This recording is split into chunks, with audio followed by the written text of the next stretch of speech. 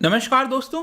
किसी भी राज्य के अंदर उसकी प्रगति कैसे हो रही है, अगर आप उसको मेजर करना है तो सिंपली आप वहां पर जो इंफ्रास्ट्रक्चर है उसको देख लीजिए, आपको सब कुछ समझ में आ जाएगा। इंफ्रास्ट्रक्चर जब मैं कहता हूं तो वहां पर बिजली की फैसिलिटीज कैसी है, इलेक्ट्रिसिटी 24/7 मिलता है कि नहीं, क्योंकि तभी तो इंडस्ट्रीज वहां पर डेवलप हो सकेंगे। क्या वहां पर रोड की सुविधा अच्छी है कि नहीं। तो जो इंफ्रास्ट्रक्चर है वो सबसे इंपॉर्टेंट पैमाना होता है अगर हमें किसी भी राज्य या फिर देश की अगर हमें उसे डेवलपमेंट के हिसाब से देखना है। तो यहां पर हमारे देश के अंदर बहुत लंबे समय से चर्चा चल रही थी कि एक ऐसा इंस्टीट्यूशन बनाया जाए जो कि स्पेसिफिकली इंफ्रास्ट्रक्चर के लिए फंडिंग करे। अब जब मैं इंफ्रास्ट्रक्चर के लिए फंडिंग की बात करता हूं तो यह फंडिंग लंबे समय के लिए होती है, 10 साल, 20 साल, 30 साल, इतने लंबे लंबे समय तक के लिए जब तक फंडिंग नहीं मिलेगी इंफ्रास्ट्रक्चर डेवलप नहीं हो पाएगा। यह किसी कार लोन या होम लोन की तरह नहीं है कि बस 5 साल 10 साल के अंदर चीजें खत्म हो गई। यहां पर बड़े बड़े प्रोजेक्ट्स होते हैं तो यहां पर लंबे बड़े फंडिंग की आवश्यकता होती है और लंबे समय के लिए जरूरत होती है। और मैं आपको बता दूं कि भारत सरकार के द्वारा पहले भी कई सरकारों ने कोशिश किया कि देश के अंदर वापस से, मैं आपको बताऊंगा, पहले हमारे देश के अंदर डेवलपमेंट फाइनेंशियल इंस्टीट्यूशन जैसी चीजें हुआ करती थी, लेकिन वो बंद हो गई 1991 के बाद से। नरसिम्हम कमेटी आने के बाद उसको बंद कर दिया गया था। लेकिन अब यहां पर वापस से करीब 30 सालों के बाद सरकार ने निर्णय लिया है, कैबिनेट के द्वारा फैसला ले लिया गया है कि डेवलपमेंट फाइनेंस इंस्टीट्यूशन, बेसिकली आप इसको डेवलपमेंट बैंक भी कह सकते हैं, इस तरह की चीज बनाई जाएगी और शुरुआती तौर पर 20,000 करोड़ रुपए यहां पर सरकार एलोकेट करेगी इस फाइनेंशियल ईयर में। तो इसको डिटेल से समझते हैं कि एग्जैक्टली है क्या, इससे फायदा क्या होने वाला है। यहां पर मैं हूं अंकित अग्रवाल और अपडेट्स के लिए आप मुझे फॉलो कर सकते हैं इंस्टाग्राम, फेसबुक और ट्विटर पर। मेरे लेक्चर की हर पीडीएफ आपको फेसबुक पर तो मिलेगी ही, प्लस साथ में आप मेरा टेलीग्राम चैनल ज्वाइन कर सकते हैं by searching Ankit Agrawal official. और जैसा कि आपको पता है कि यूपीएससी का नोटिफिकेशन आ चुका है, आप अपनी प्रिपरेशन और अच्छे से करने के लिए, बेहतर करने के लिए हमारे स्टडी आईक्यू का यूपीएससी कोर्स ज्वाइन कर सकते हैं, जहां पर आपको सभी चीजें कॉम्प्रिहेंसिव तरीके से एक जगह उपलब्ध करा दी जाएंगी। तो चलिए यहां पर समझते हैं कि एग्जैक्टली हुआ क्या है। तो कल जो फाइनेंस मिनिस्टर हैं उन्होंने यहां पर एक प्रेस कॉन्फ्रेंस किया और उसके अंदर जो डिसीजन है उसको लेकर बताया कि कैबिनेट के द्वारा क्या डिसीजन लिया गया है। तो जो सबसे इंपॉर्टेंट फैसला था वो ये था, डेवलपमेंट फाइनेंस इंस्टीट्यूशन। तो कंफ्यूज मत हो जाना, मैंने जो डेवलपमेंट बैंक बोला वो एक ही तरह से इंस्टीट्यूशन, फाइनेंस इंस्टीट्यूशन क्या है, फाइनेंशियल, मतलब कि ओवरऑल अम्ब्रेला टर्म है फाइनेंशियल इंस्टीट्यूशन। उसके अंदर एनबीएफसी भी आते हैं, कमर्शियल बैंक्स भी आते हैं, सब कुछ आता है। तो ये आपका डेवलपमेंट फाइनेंस इंस्टीट्यूशन, इसके नाम से आप समझ रहे होगे, डेवलपमेंट करना, इंफ्रास्ट्रक्चर बिल्ड करना। तो यहां पर लॉन्ग टर्म के फाइनेंसिंग के पर्पस के लिए देश में ज्यादा रफ्तार से इंफ्रास्ट्रक्चर का डेवलपमेंट हो सके, इसके लिए यहां पर ये कैबिनेट के द्वारा डिसीजन लिया गया है। इनफैक्ट मैं आपको बता दूं, बजट 2021 अगर आपने ध्यान से पढ़ा होगा उसके अंदर भी मेंशन किया गया था इसके बारे में कि सरकार इस तरह का कोई जो बैंक है, नेशनल बैंक है, वो बनाने की कोशिश करेगी। पिछला भी यहां पर आप देख सकते हो कि जो फाइनेंस मिनिस्टर है कल उन्होंने बताया कि पहले कई बार अटेम्प्ट किया गया इस तरह का ऑल्टरनेटिव इन्वेस्टमेंट फंड बनाने के लिए, लेकिन यहां पर वो बन नहीं पाया था। फाइनली अब हम डिसीजन ले रहे हैं। तो चलिए इसको आगे हम और समझेंगे कि इसके अंदर है क्या, लेकिन डिटेल से जानते हैं कि अभी तक इतिहास क्या रहा है। ये जो डेवलपमेंट बैंक्स हैं इसका मतलब क्या होता है। तो जैसा कि थोड़ा बहुत तो मैंने आपको बता ही दिया कि फाइनेंशियल इंस्टीट्यूशन है, again provide long term credit. आपके एग्जाम में कंफ्यूज कर सकता है, क्वेश्चन आ सकता है प्रीलिम्स में कि जो डेवलपमेंट फाइनेंस इंस्टीट्यूशन बनाया जा रहा है उसके तहत शॉर्ट टर्म क्रेडिट दिया जाएगा, गलत हो जाएगा। ये लॉन्ग टर्म क्रेडिट के लिए है, वेरी इंपॉर्टेंट। इंडस्ट्रियल ग्रोथ हो सके इसके लिए है, यहां पर सस्ते ब्याज दर पर लोन दिया जा सके इसके लिए है, स्टेबल रेट्स ऑफ इंटरेस्ट हो, मतलब कि आज 5% इंटरेस्ट रेट पर ब्याज दिया जा रहा है, कल के डेट में अगर एक साल के बाद वो 10% हो गया तो क्या वो स्टेबल होगा? नहीं होगा। तो ये स्टेबल होना चाहिए रेट्स जो हैं। और तीसरी इंपॉर्टेंट चीज, क्या ये सिर्फ प्राइवेट सेक्टर को फंडिंग के लिए है? नहीं, ये पब्लिक सेक्टर के जो इंडस्ट्रीज हैं, जैसे भेल हो गया, कई सारे इंडस्ट्रीज आपने सुना होगा, उनके लिए भी ये आपका जो लोन है वो उसके तौर पर दिया जाएगा। तो ऑब्जेक्टिव क्या होता है? जो डेवलपमेंट बैंक्स बनते हैं और विश्व में कई सारे एग्जाम्पल है, मैं आपको बताऊंगा आखिरी में, उनका मेन ऑब्जेक्टिव क्या होता है? इंडस्ट्रियल ग्रोथ हो, बैकवर्ड एरियाज के अंदर जो पिछड़े हुए एरियाज हैं वहां पर अगर एम्प्लॉयमेंट की अपॉर्चुनिटीज अगर हमें क्रिएट करनी है देश भर में, तो बैकवर्ड एरियाज में भी इस तरह की चीजें प्रोवाइड करनी पड़ेंगी। एक्सपोर्ट इंपोर्ट का सब्सटीट्यूशन भी हो सकेगा, यहां पर ज्यादा बढ़ावा दिया जाएगा एक्सपोर्ट को, और इंपोर्ट सब्सटीट्यूशन हम कर सकेंगे। इंपोर्ट सब्सटीट्यूशन का मतलब होता है कि सपोज कल पहले हम मोबाइल फोन मंगाते थे चाइना से, अब हम अपने देश के अंदर ही बनाते हैं, तो इंपोर्ट सब्सटीट्यूशन हो गया। Modernisation and improvement of technology, technology को भी बढ़ावा दिया जाएगा। रीजनल इंबैलेंस, साउथ ज्यादातर हमारे देश के अंदर इंडस्ट्रीज आप देखोगे तो वेस्टर्न साइड, सदर्न साइड है। अब समय आ चुका है कि नॉर्थ ईस्ट, ईस्टर्न साइड भी यहां पर जो डेवलपमेंट है वो हो सके। लेकिन इसमें थोड़ी बहुत प्रॉब्लम हो जाती है। प्रॉब्लम क्या होती है? बेसिकली इसका जो मेन प्रॉब्लम है वो है एनपीए की समस्या। ऑल्दो आपको ऑलरेडी पता होगा कि कमर्शियल जो आज के डेट में जो बैंक्स हैं वो ऑलरेडी नॉन परफॉर्मिंग एसेट से यहां पर प्रॉब्लम से गुजर रहे हैं। तो सपोज मैं कहता हूं कि यहां पर एक जो डेवलपमेंट फाइनेंस इंस्टीट्यूशन है उन्होंने यहां पर 1000 करोड़ रुपए सैंक्शन कर दिया, ठीक है, एक कोई प्रोजेक्ट बनाने के लिए, एक स्टील की इंडस्ट्री बनाने के लिए 1000 करोड़ का लोन सैंक्शन कर दिया और वो लोन दिया गया है 20 साल के लिए, 20 साल के लिए दे दिया गया।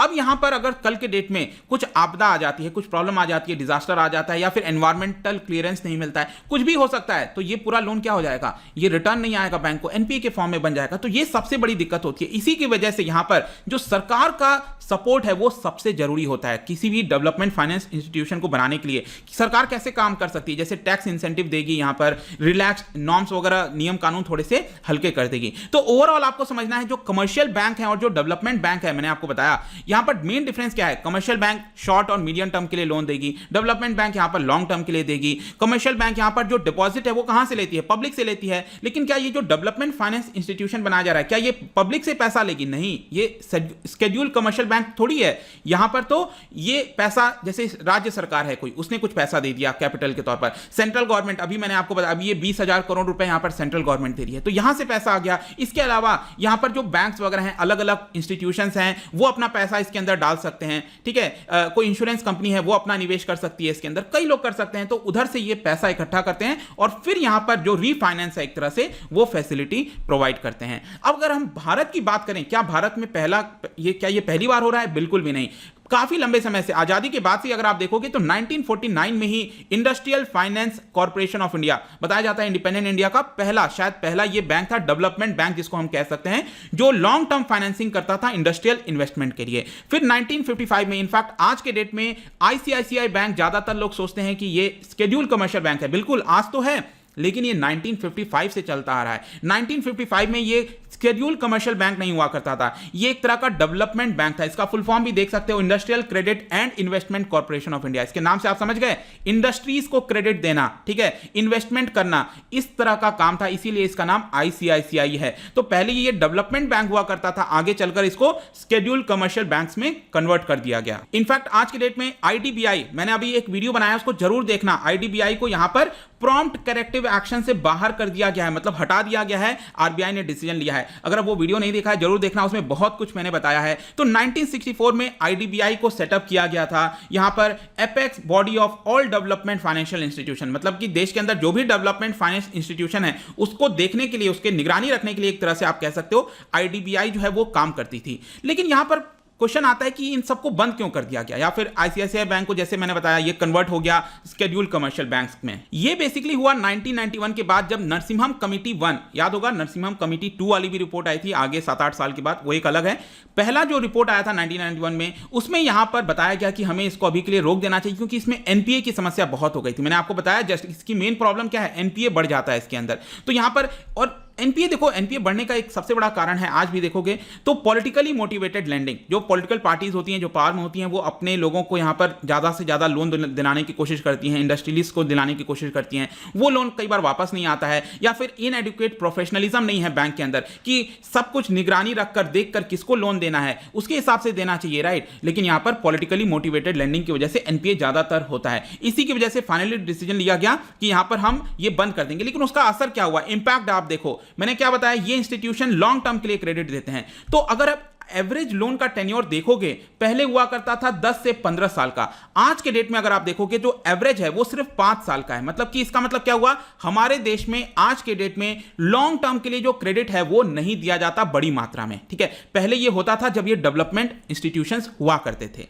आई होप कि आपको सब कुछ इसके बारे में क्लियर हो गया होगा। अब हम आते हैं कि ये जो प्रेजेंट में प्रपोज किया गया है, कैबिनेट ने डिसीजन ले लिया है, इसके तहत यहां पर सरकार जो है इस साल, ध्यान रखिएगा, इस साल 20,000 करोड़ रुपए एज अ कैपिटल, क्योंकि कोई भी कंपनी है, बैंक है, कुछ भी है, उसके लिए पूंजी चाहिए, तो सरकार अपनी तरफ से एक बार के लिए 20,000 करोड़ रुपए देगी इस साल। शुरुआती तौर पर 5,000 करोड़ दिए जाएंगे और आगे चलकर फिर 3-4 महीने बाद, हो सकता है आप जब देखो 5-5 हजार करोड़ रुपए करके यहां पर दिए जाएंगे। सरकार ने कहा है इसमें एक प्रोफेशनल बोर्ड होगा जो कि इंडिपेंडेंटली उसको चलाएगा, यहां पर सरकार दखल नहीं देगी, ऐसा सरकार कह रही है। अगर ऐसा है तो बिल्कुल अच्छी बात है। इनफैक्ट इसके अलावा यहां पर जो पर्संस ऑफ एमिनेंस हैं, जैसे कि सपोज रतन टाटा जी हो गए, ठीक है, आदित्य बिरला साहब हो गए, उन लोग को भी हो सकता है इस बोर्ड के अंदर डाला जाएगा। मतलब 50% नॉन ऑफिशियल डायरेक्टर होंगे। देखो ऑफिशियल डायरेक्टर कौन होता है, डायरेक्टर कौन अपॉइंट करता है? अगर आप शेयर होल्डर हो उस बैंक के, आपके पास इतना शेयर है कि आप एक डायरेक्टर अपॉइंट कर सकते हो, एक तो वो ऑफिशियल डायरेक्टर हो गया। लेकिन नॉन ऑफिशियल डायरेक्टर भी होते हैं, जो भी नियम कानून है उसके हिसाब से। यहां पर सरकार ने कहा है कि 50% एटलीस्ट हम नॉन ऑफिशियल रखेंगे, मतलब कि नॉमिनेट करेंगे। जैसे कि सपोज उसको, उस डायरेक्टर को उस बैंक से कुछ लेना देना नहीं है, लेकिन वो बाहर से लाया जा रहा है ताकि वो निगरानी रख सके वो बैंक अच्छे से चल रहा है ना, क्योंकि आप इंडिपेंडेंट डायरेक्टर्स को लाओगे तभी तो वो देख पाएगा। इसलिए 50% एटलीस्ट जो डायरेक्टर्स हैं वो नॉन ऑफिशियल होंगे, सरकार ने कहा है। इसके अलावा सरकार टैक्स बेनिफिट्स वगैरह देगी, जैसा मैंने बताया था काफी जरूरी होता है इस बैंक के लिए, और एटलीस्ट 10 साल के लिए बेनिफिट दिया जाएगा। अगेन एक अच्छी बात है। लेट्स सी कि कैसे चीजें प्लान आउट होती हैं, लेकिन यहां पर अगेन यही सब बताया जा रहा है कि कॉस्ट ऑफ फंड जो है, मतलब कि इंडस्ट्रीज को बोरो करने के लिए, सारी चीजें करने के लिए कॉस्ट ऑफ लेंडिंग जो है वो कम हो सके, सस्ते ब्याज दर पर दिया जाए, इसके लिए हम कोशिश कर रहे हैं। ओनर कौन होगा इसका? ऑब्वियस सी बात है, सरकार पूरा 20,000 करोड़ अपनी तरफ से डाल रही है, तो अभी के लिए तो सरकार 100% ओनर है इसकी। लेकिन आगे चलकर सरकार का कहना है कि हम इसमें मतलब अपना ओनरशिप इसको गिरा देंगे, 26% तक ले आएंगे। मतलब जैसे जैसे क्या होगा, कई सारे म्यूचुअल फंड है या फिर कोई पर्सन है जो अपना निवेश करना चाहता है इसके अंदर, वो कैपिटल डाल सकता है इसके अंदर, उसका शेयर ले सकता है। तो ये करते करते सरकार कह रही है कि आगे चलकर हम 26% पर ले आएंगे। ये पूरा वीडियो था दोस्तों इससे रिलेटेड। जाने से पहले, क्या दूसरे कंट्रीज में इस तरह का बैंक है? बिल्कुल है। चाइना के अंदर आप देखो 2-3 बैंक आपको मिलेंगे, agriculture development bank of China, China development bank, export import bank of China, ये सारे एक तरह से डेवलपमेंट बैंक की तरह काम करते हैं। जर्मनी के अंदर भी KfW आप देख सकते हो, इस तरह का डेवलपमेंट बैंक मिलेगा। मतलब इनका मेन मकसद क्या होता है? लॉन्ग टर्म के लिए, इंफ्रास्ट्रक्चर डेवलपमेंट के लिए ये पैसा एलोकेट किया जाए, ये पैसा दिया जाए। आई होप दोस्तों यहां पर सभी कुछ आपको जानने को मिल गया होगा इस पूरे वीडियो में। जाने से पहले यहां पर आपको एक क्वेश्चन बताना है कि अगर कैश रिजर्व रेशियो में इंक्रीज होता है, अगर बढ़ोतरी होती है, उस केस में मनी सप्लाई पर क्या इंपैक्ट आएगा? क्या आप मुझे बता सकते हो इन 4 ऑप्शन में? इसका जो राइट आंसर है आपको हमेशा की तरह इंस्टाग्राम पर तो मिलेगा ही। अगर आप इंस्टा पे नहीं हो कोई बात नहीं, टेलीग्राम से आप इसका राइट आंसर ले सकते हैं। मैं कई सारे एमसीक्यूज यहां पर डालता रहता हूं स्टोरीज के फॉर्म में, आप जाकर प्ले कर सकते हो। अगर आप मुझसे इकोनॉमी पढ़ना चाहते हैं, कोई भी कोर्स परचेस करना चाहते हैं, स्टडी IQ आप पर जा सकते हैं। आई होप की वीडियो आपको पसंद आया होगा। मिलता हूं आपसे next time. Till then thank you very much, see you soon.